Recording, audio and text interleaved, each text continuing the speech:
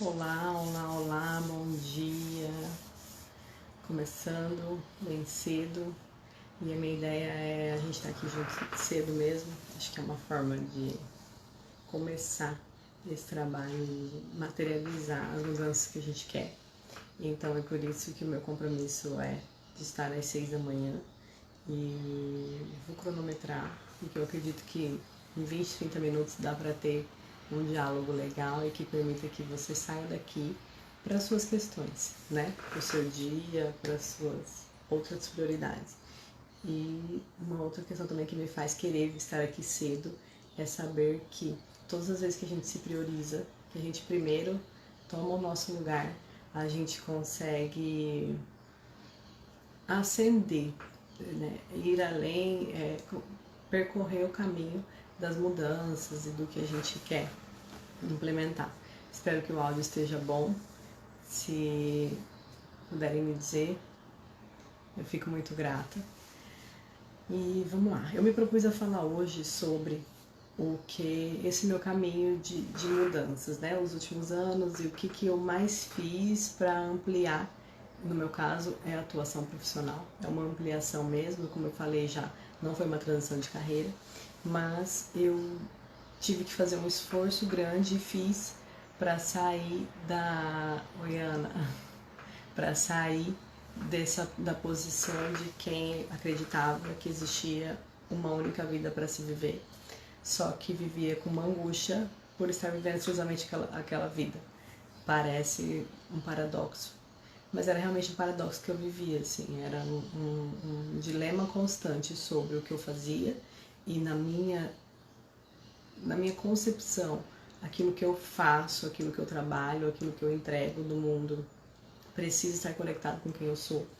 Então, eu não vivia esse cenário, eu fazia coisas por estar formatada, por estar num pensamento enrijecido e que eu trouxe, não tinha muito de mim ali.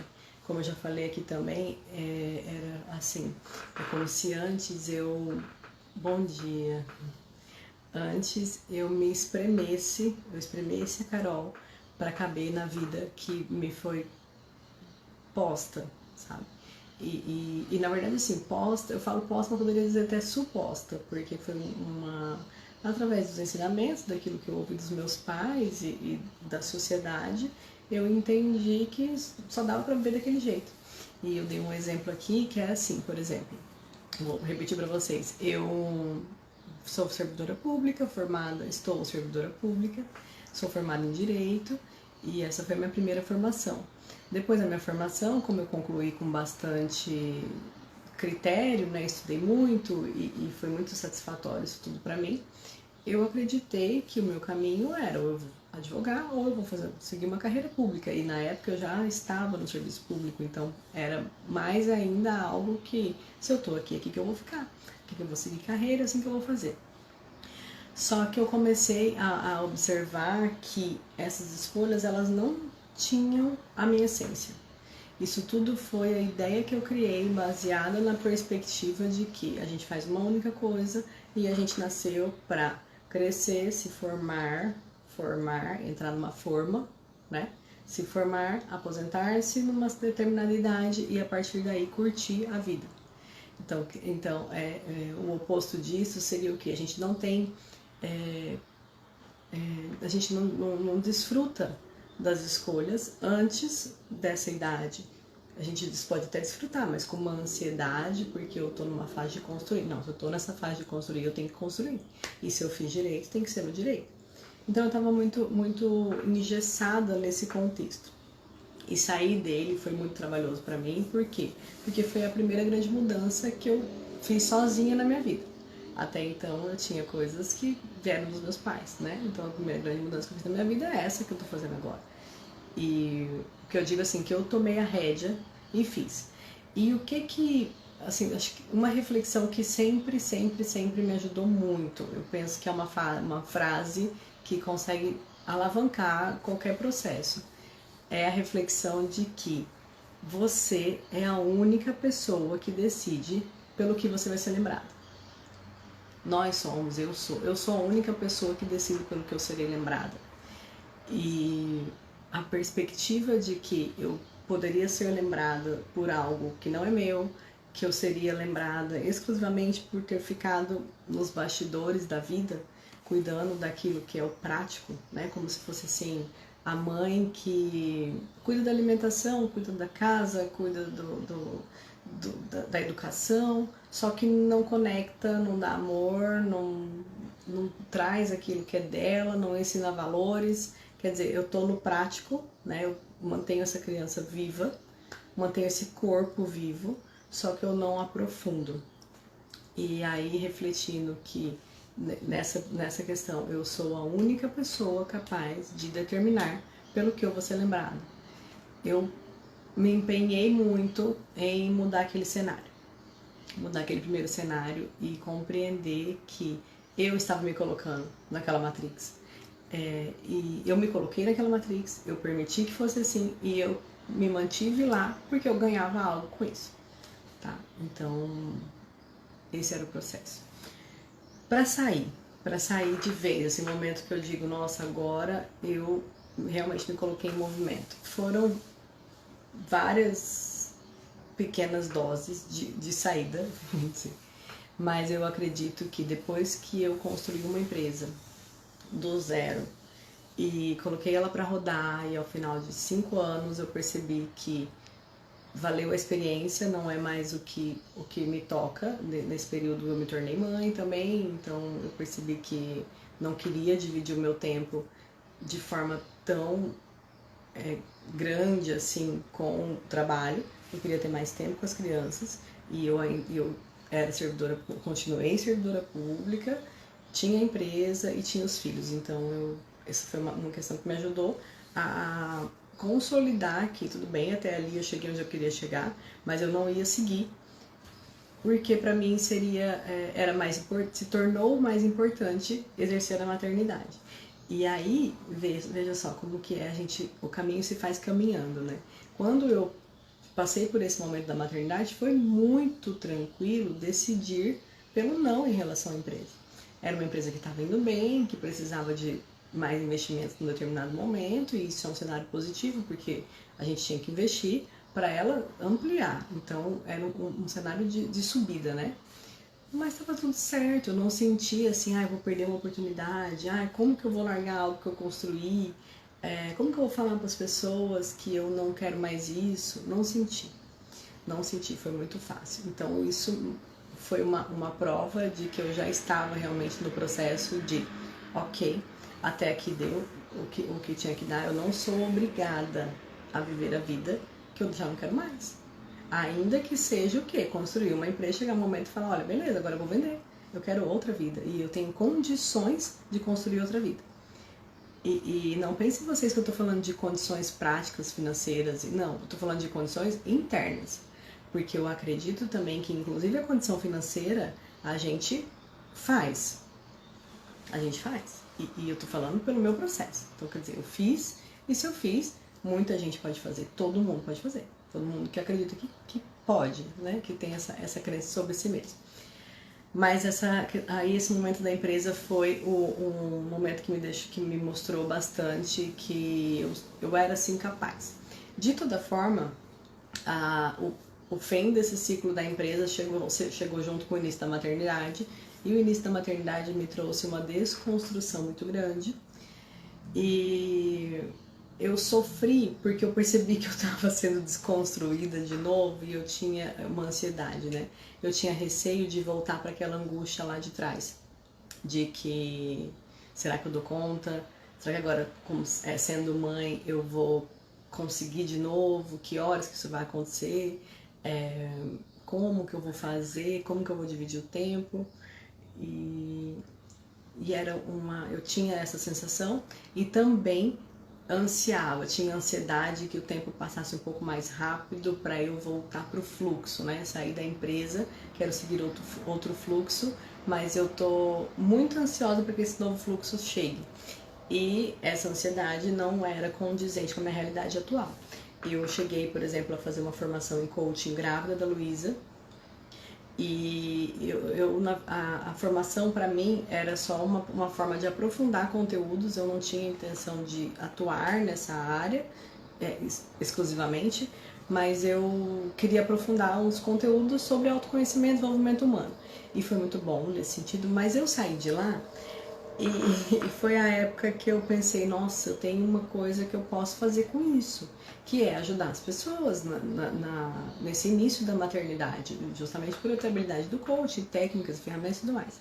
E aí eu tava assim, a Luísa nasceu em março, eu tava em fevereiro organizando um esquema, né, montando uma estrutura para eu fazer um curso sobre isso, as limitações do primeiro período de maternidade, porque eu já tinha o TEL, né, já tinha experiência com o TEL. As limitações do primeiro período de maternidade e como sair disso. Até que uma amiga chegou para mim e falou, Carol, vem cá, vamos lá, realiza. Quem vai comprar o seu serviço sabendo que você está prestes a ter um filho? Então, quer dizer, eu compro algo de você e daqui a pouco você tem um filho, e aí o que vai acontecer? E se você entrar num puerpério difícil? E se você tiver uma depressão pós-parto? E se seu filho precisar de cuidado que você não está contando? E toda a chance disso tudo acontecer, quem é mãe aí vai saber. Então, uma amiga minha falou isso pra mim e eu falei, nossa, verdade, né? Tô deixando minha ansiedade falar, tô colocando o carro na frente dos bois, carroça na frente dos bois. E tudo bem.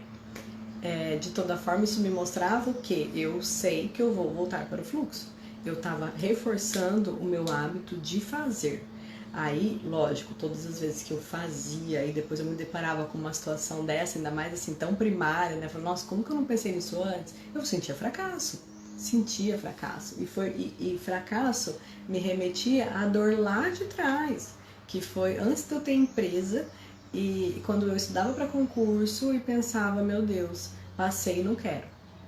Estudei, eu cheguei a fazer cursos assim e ficar fora daqui 15 dias estudando em cursos intensivos, que é tipo reta final de prova, ficar estudando, fazer a prova, ir bem, passar, tipo, para chegar no oral e não querer. E aquilo me atormentar de um jeito, eu cheguei e assim, o universo me ajudou, né? Já aconteceu também, por exemplo, de eu fazer recurso em concurso, ganhar o recurso e perder o prazo depois de ganhar o recurso. E esse foi um dos starts também que me deu de que eu estou nadando totalmente contra a maré. Eu estava, né, naquela época. Mas enfim, voltando para a questão da maternidade, essa dor que eu vivi aqui me remetia a essa dor lá de trás. Então eu queria evitar aquele sofrimento. Quando eu queria evitar o sofrimento, eu acabava entrando numa de fazer menos. E aí era a hora que eu me sentia, nossa, será que eu vou estagnar? Será que eu vou parar de fazer as coisas que eu tô fazendo? Eu não queria voltar pro não fazer, né? Pro fazer nada, vamos dizer. Saber que não era a vida que eu queria, mas não lutar para que acontecesse a vida que eu quero. Então eu também não queria voltar. E eu tô dividindo as histórias para vocês entenderem como é que são as angústias do processo, sabe? As angústias do processo. A gente fica tentando evitar dores e ao mesmo tempo ansiosa pro que vem, né? Eu acho que era esse assim o cenário. Mas em todo esse período, até esse start aí de que não é agora, a Luísa acabou de chegar, são 2 filhos mesmo, e o que eu posso fazer? Tendo 2 filhos, tendo uma casa para construir, tendo uma família, né, para se reerguer com esse novo cenário, o que eu posso fazer para me sentir ainda em estado de fluxo? Porque a estagnação sempre mexeu muito comigo. Eu não gostava, eu já passei por ela e eu não queria. E sempre refletindo, eu sou a única pessoa responsável por qual a memória que eu vou deixar, sabe? Qual a memória que eu vou deixar, qual a memória eu quero deixar, pelo que eu vou ser lembrada. Eu sempre refletia nisso e isso era uma frase para mim de propulsão, era a partir daí que eu me colocava nesse lugar de quem não quer entrar na estagnação. Passei por ela e não quero. Mas eu admiti o cenário, eu comecei a admitir, esse é o meu cenário, essa é a minha realidade atual, é para isso que eu vivo, é por isso que eu tô aqui e eu amo estar com os meus filhos. O que eu fiz? Eu fui estudar sobre crianças, me aprofundar ainda mais sobre educação de crianças. Estudei sobre crianças, me aprofundei, me envolvi com o tema, me envolvi com pessoas, me envolvi com psicólogos da área, inclusive eu tenho um trabalho hoje com a Jéssica da Infância Consciente e assim sou muito feliz pela parceria com ela. falei muito sobre isso aqui no Instagram, criei, né, o Entre Doces e Fraldas tem 3 anos, então foi um pouco antes da Luísa, mas já era dentro desse contexto. Tem coisas também que vocês vão perceber que, assim, acontecem antes da gente se tocar de que já era, nossa energia já estava sendo direcionada para aquilo. Mas eu fiz isso, eu me envolvi de forma muito criteriosa com a realidade que se apresentou para mim, sabe? E eu fui além da realidade. E isso me trouxe sempre, isso me manteve na satisfação de eu estou fazendo algo, eu estou fazendo algo, eu estou fazendo algo além do script, eu estou fazendo algo além de ser a mãe das crianças e cuidando das coisas, e sabe? Então, essa satisfação me manteve sempre o quê? Pronta para daqui a pouco seguir, daqui a pouco eu sigo, porque eu considero que realmente para quem é mãe é adequado aguardar um período de pelo menos os 3, 4 primeiros anos dos filhos para que se tenha uma ausência física, tá? Uma ausência física, emocional, o ideal é que nunca tenha. Mas eu considero que a ausência física, por exemplo, eu vou passar muito tempo em curso, eu vou fazer viagens, eu vou trabalhar mais horas, eu considero ser adequado, por tudo que eu já estudei, que se aguarde, sim, mais ou menos 3, 4 anos das crianças, para que eles não tenham um impacto negativo dessa ausência, tá?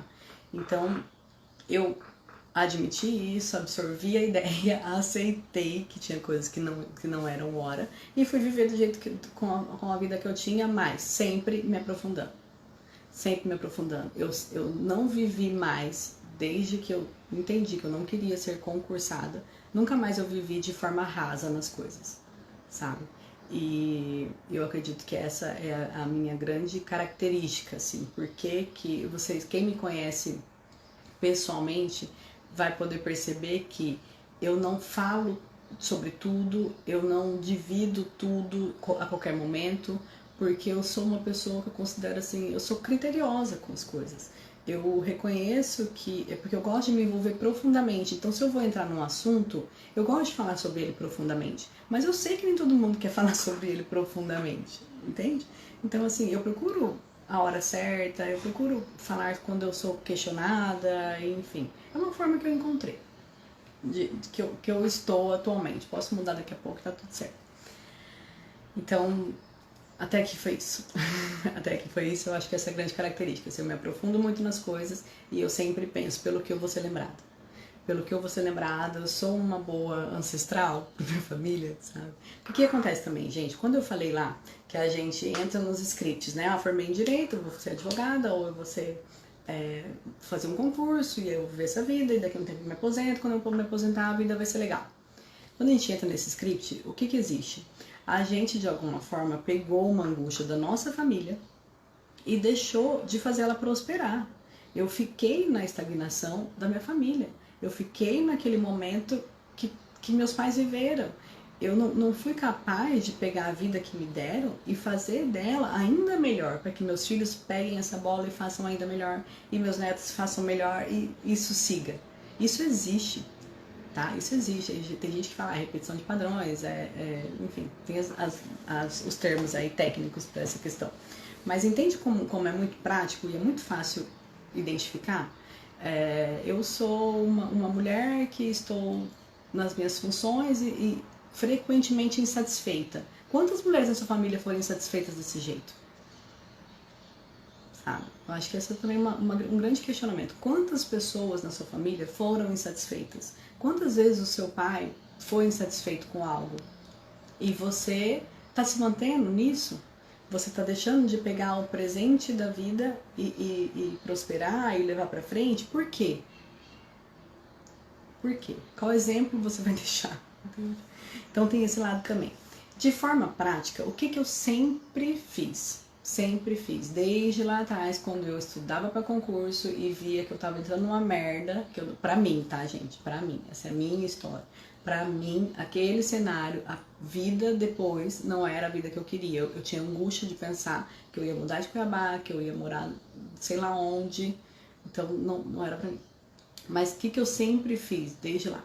Sempre busquei histórias de pessoas que estavam passando por situações parecidas, sempre. Desde de conflitos, assim, concurso, como é que foi? Como é que é pra você? E depois que você passou? Gente que passou e não ficou, gente que pensou que não fosse ser bom e depois viu que era bom. Sempre busquei histórias pra eu ir criando modelos, assim. Estudar, fazer curso, é o que eu falei com relação à maternidade. Eu sempre procurei, de alguma forma, me aprofundar. Eu fiz as coisas com critério, mesmo as coisas que eu sabia que eu estava testando. Então, sempre fazia algum curso, sempre me conectava com alguém que sabia mais do que eu naquele tema, como forma de eu aprender, né? Às vezes eu tinha dinheiro para fazer o curso, às vezes eu não tinha dinheiro para fazer o curso, mas eu podia fazer alguma coisa de graça, então era assim que eu ficava. Fora isso, essa coisa de experimentar, né? Eu experimentei estudar para concurso, chegar muito perto e fui como se fosse mastigando essa vida. E isso foi bom. Eu experimentei ter uma empresa, isso foi incrível. Aliás, a empresa foi o que me deu assim abertura para novas qualidades, sabe? Como pessoa mesmo, porque foi por ela que eu aprendi a me relacionar com muito mais gente, que eu aprendi, eu vendia, né? Eu vendia, eu entregava, eu montava. Então, assim, eu fui para esse mundo de fora. E antes, na minha atividade, na minha atividade jurídica, né, que é uma assessoria, eu acreditava que quanto menos eu fosse vista, quanto mais eu fosse focada ali, quanto menos eu me relacionasse, melhor eu seria. Existe uma ideia no meio jurídico de que se você está lá dentro do fórum, se você está dentro das instituições, as pessoas vão te pedir favor, e aí se você ficar muito exposto, você está sujeito a uma investida que você não quer. Para as mulheres tem a questão ainda das investidas dos homens e daqueles assédios, aquelas coisas que a gente acaba algumas vezes passando, infelizmente, né? Então eu acreditava que eu precisava ficar ali, eu entrava e saía pelo estacionamento, que é tipo embaixo da sala, e vivia aquela vida. Aí veio a empresa. Então a empresa foi para mim uma grande expansão. E gente, quando eu falo assim, como é que você construiu uma empresa? Guardei dinheiro, fiz investimentos, fui pensando ideias. Um dia veio a ideia de ter uma brigadeiria, uma confeitaria. Tava recém começado, assim, isso em São Paulo, né? São Paulo, Minas já tinha, Rio de Janeiro já tinha. E aí eu tinha, na época, a minha cunhada, era minha cunhada, ela tinha muita habilidade com essa parte da cozinha. Eu falei, vem cá, vamos fazer um negócio? Vamos casar, né? Eu tava com dinheiro e eu poderia fazer parte administrativa, e ela foi assim, começamos. Aí você fala, mas guardar dinheiro, quanto dinheiro? Gente, eu acho que eu guardava, na época, uma média de R$1.000 por dia. Mas isso foi anos, assim, vamos dizer, uns 2 anos guardando.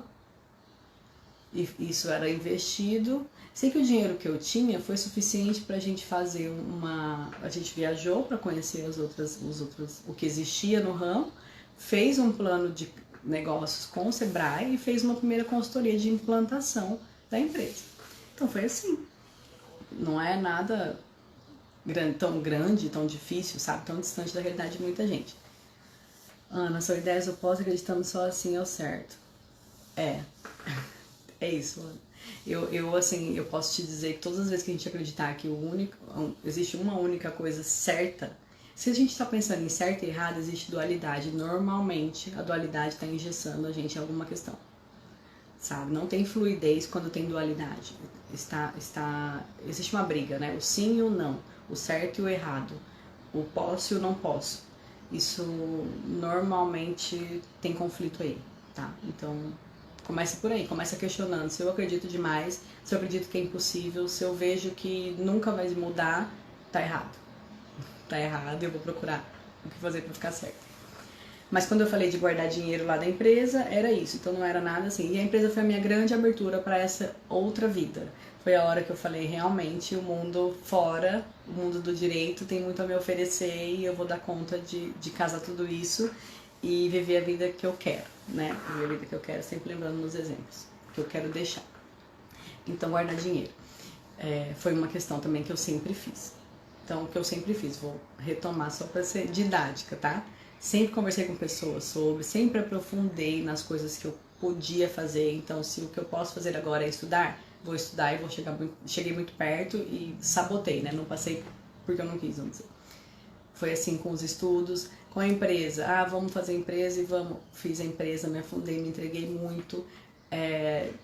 Investimos o que tinha para investir, conversei com quem tinha que conversar, participei do que dava para participar, me dediquei. Não tenho assim nenhum receio de falar isso. Eu tenho certeza que eu entreguei muito para essa empresa viver, né, e prosperar. Outra, conversei sobre as mudanças, né, conversar sobre mudar, sobre fazer, sobre, que é o que eu já falei, achar pessoas que sabiam mais do que eu, principalmente. Isso foi uma coisa. E guardar dinheiro para que as oportunidades pudessem me encontrar pronta. Sabe aquela coisa tem aquela frase, né, o cavalo passa riado. Então, quer dizer, para que a oportunidade me encontrasse pronta, eu tinha que estar preparada. Eu tinha que fazer a cama, entendeu? Entendem? Então, eu fiz isso. E deu muito certo. Deu muito certo. Agora, eu estou concluindo tudo isso com um fechamento muito interessante que eu vou falar depois aqui em outras lives, porque eu consegui hoje aliar toda a experiência que eu tive, que eu tenho ainda com o direito, com toda a experiência que eu tenho de estudos e de aprofundamento em questões da vida. Nesse meio aí entrou também o meu conhecimento sobre as leis sistêmicas, né? Que foi através de participação de grupos terapêuticos. E outra coisa que eu sempre fiz, terapia para melhorar a minha autoestima. Meu foco era esse, sempre foi esse, assim, meu pano de fundo, plano de fundo, né? Plano de fundo, esqueci. De tudo que eu fiz foi melhorar a minha autoestima. Qualquer processo terapêutico, eu já fiz processos terapêuticos diferentes, tá? Então, assim, eu sempre sabia que meu ponto de partida era melhorar a minha autoestima. Eu quero confiar mais na minha capacidade. Ponto. Era isso. Me ajudou demais. Me ajudou demais. E assim, estamos aqui há 27 minutos. Eu quero falar com vocês essa média 20, 30 minutos, então eu vou encerrar. Mas eu acho que ficou claro pra vocês o porquê de tudo que eu fiz e o resultado que eu trouxe, né, pra minha vida, de tudo que eu fiz, mesmo naquilo que eu não tô vivendo hoje. Então, assim, das vezes que eu comecei coisas e que eu não permaneci e que lá atrás me parecia um fracasso, tá? Eu hoje vejo que foi, na verdade, a construção do que eu tô consolidando agora. Então, eu tô muito satisfeita com todas as vezes que eu caí. Acho que é isso. Me toca profundamente. Mas é isso. Eu vou continuar compartilhando com vocês. Eu escrevi sobre isso no feed e vai ficar gravado também essa nossa conversa aqui. Eu espero, Ana, que você esteja aqui de novo também. Tati, quem esteve, vi que a Priscila entrou um pouquinho. Léo, meu marido. Também fico feliz que esteja aqui. E é isso, gente. Estamos juntas. Um ótimo dia para todas. Até amanhã. E qualquer coisa, vai me mandando aí direct, que assim que der eu sigo respondendo, tá bom? Beijo.